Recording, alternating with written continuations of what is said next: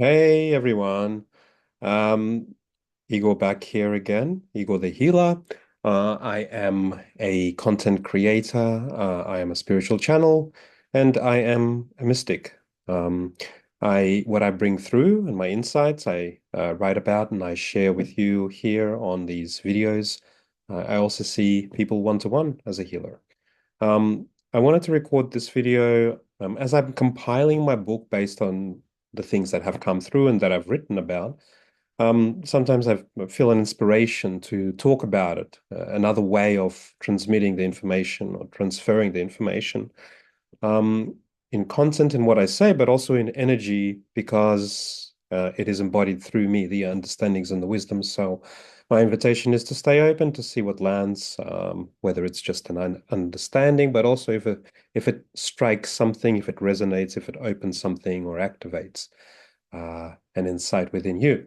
And this video I wanted to do specifically on the spiritual journey and how it starts. And there's a lot of understanding out there, or a lot of information out there about um, that, we are called to a spiritual journey with the popularization of the spiritual journey of spiritual practices in the last few decades. It has become commodified, it's become attractive, it's become kind of sexy to follow and to self-aggrandize based on following some of these pathways and achieving certain things along the way, accreditations or profound insights or whatever.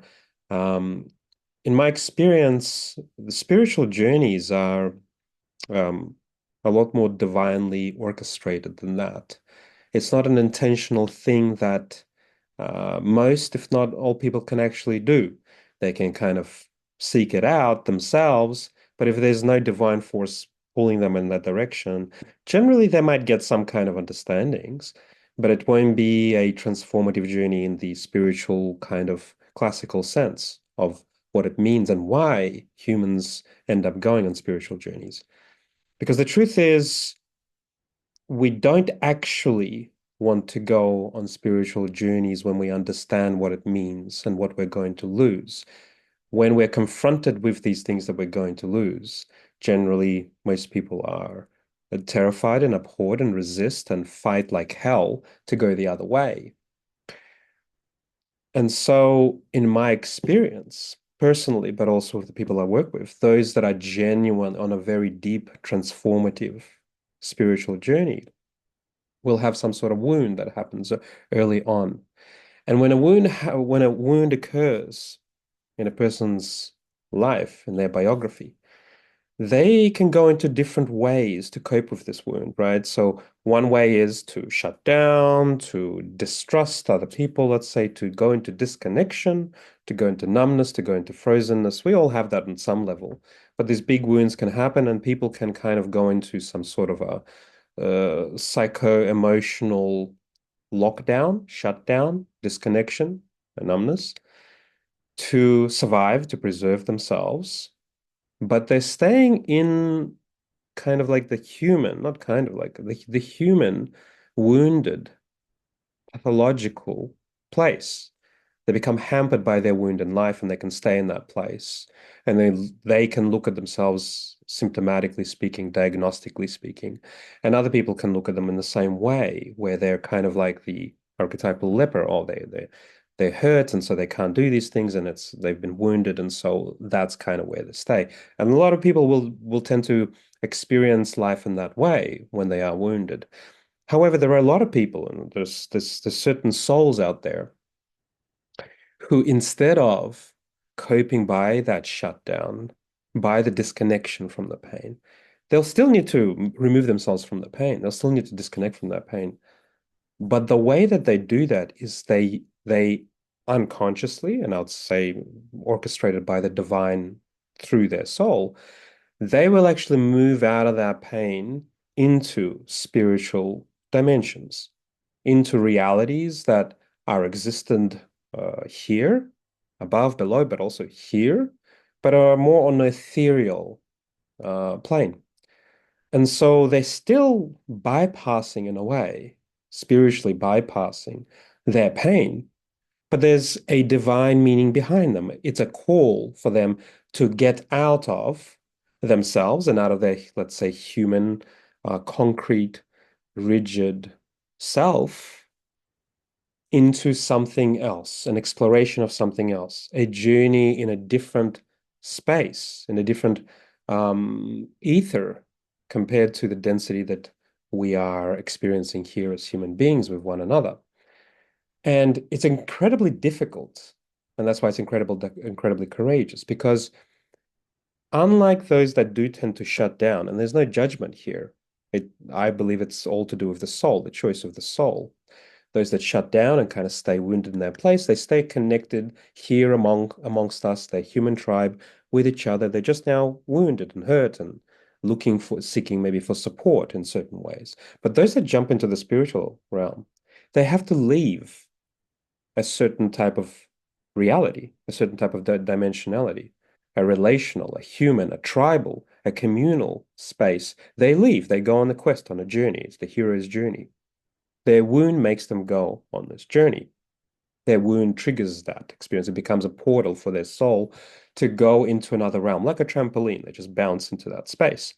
And then they can travel and journey and learn and heal and understand the fabric of reality. That's what mystics do. They pop up their head through the fabric of reality.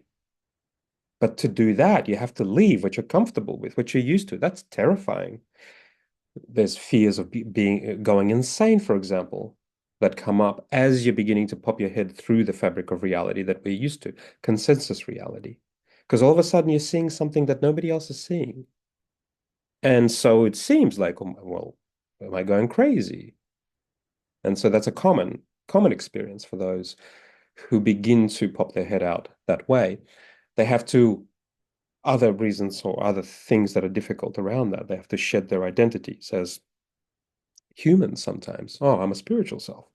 As agreement to what is real and what isn't real. Because all of a sudden, when you're aware of other realities underneath or beyond what we are normally taken as reality, that becomes an expanded view of reality. You have to let go of attachment to certain reality. And so all of a sudden, your family around you sees something and you're seeing something else.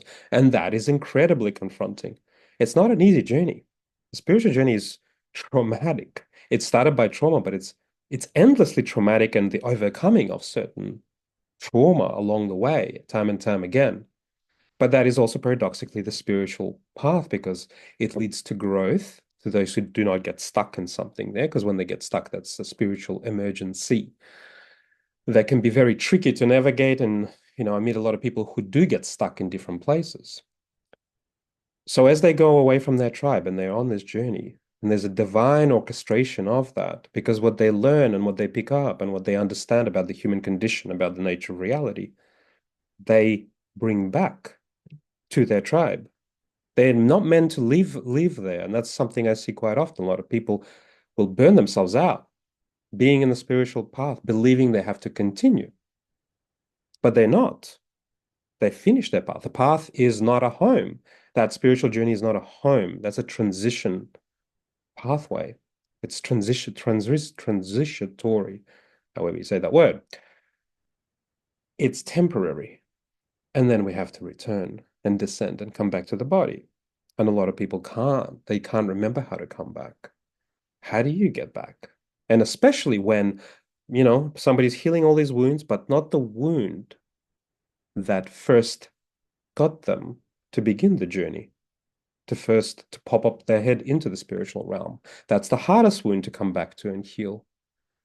Also, because when you do, what that means is you're going to have to come back. You drop back into your body because it's safe now. And that means also letting go of having to be up there in the spiritual realms. And a lot of people get attached to that, to the highs, to the wisdom, to the instant information, to the speed of consciousness up there, the lack of limitation that we have down here in the human plane in terms of time and other things. And there's all sorts of problems with that, because when the inner child's not healed and somebody's on the spiritual journey, The child is wanting to play, and he finds these spiritual toys, and he or she's enjoying those toys. This is too fun. Why would I give that up? So that can get tricky. So quite often I have to meet people in that child, give them a human container, a human adult here, so that these impulses of the child are not going haywire up there and burning the person out because the nervous system is not equipped to be running through its circuitry all these higher wisdoms all the time and traumas when the child's in control. So when we do heal that initial wound trauma and we come back through that portal, we land back into our human self. We have to sometimes relearn to be a human. How do I operate this? It's like the soul incarnating consciously into this body again, into relationships again, into this world of humaning again, without psychic capacities necessarily and everything else. You There's a need to embrace and accept being in the human plane. Lots of these souls will tend to disagree and rebel against being human, not wanting the dense, wanting the lightness, so wanting to stay in the spiritual path. It's heavy to be here in comparison to being up there. It's difficult. You have to accept limitation. You have to accept density, impurity, conflict, shadow, darkness. Not heal it, not transform it, not alchemize it, because that's what you do when you go into that spiritual vortex or dimensionality. But here we have to accept that. Otherwise, we're not going to come back. We're not going to land. We're not going to accept who we are. So there's a lot to do on the return of the soul back into the body, into the human plane. And when we do get to keep what we collected up there. And we can still pop our head up and down there and come back here. It's not like we lose it all. And then the divine purpose of that whole journey is to then gift to humanity that which we learned up there, that we inquired, that we embodied, that we're now bringing into this body, embodiment of these higher wisdoms, embodiment into the human plane of these higher, subtler gifts. And then we can truly give to others in a human way rather than a spiritual essence doing healings on others or what have you.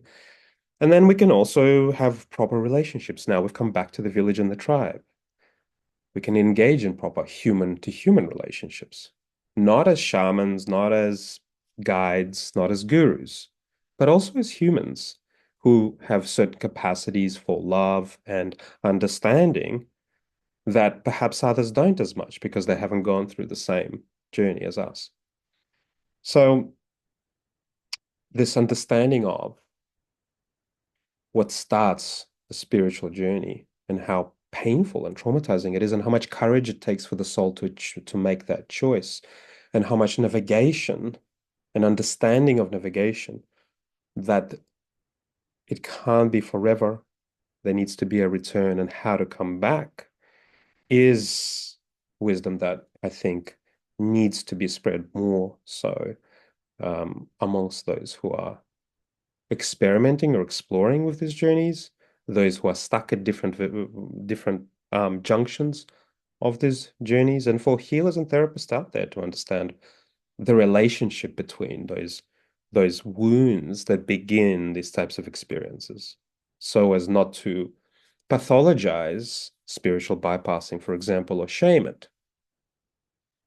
And so, and not to also over-identify with trauma, to see the divine at play, at how it's related to that wound in the first place. Something I feel very passionate about, and something I hold as a frame and a container and a paradigm when I work with others, to honor how they've got to where they've got to, the connection between the divine and their symptoms. Usually, when there's a bridging between those things for people, there's also a shift for them in terms of if they've been seeing it all as spiritual, they can see the human aspect of it the running away aspect from it, from wounds, from their humanity into the spiritual, but also the other way around. To understand for those who are bogged down with the psychopathologization or the trauma-informed rigid structure that doesn't allow for the movement of the sacred. So it's just about having a deeper and a wider framework around it all. That's what I wanted to share with you guys in this little video. Feel free to comment, to like, and send me a message if it resonates for you and if you need some help around it. Blessings to everyone.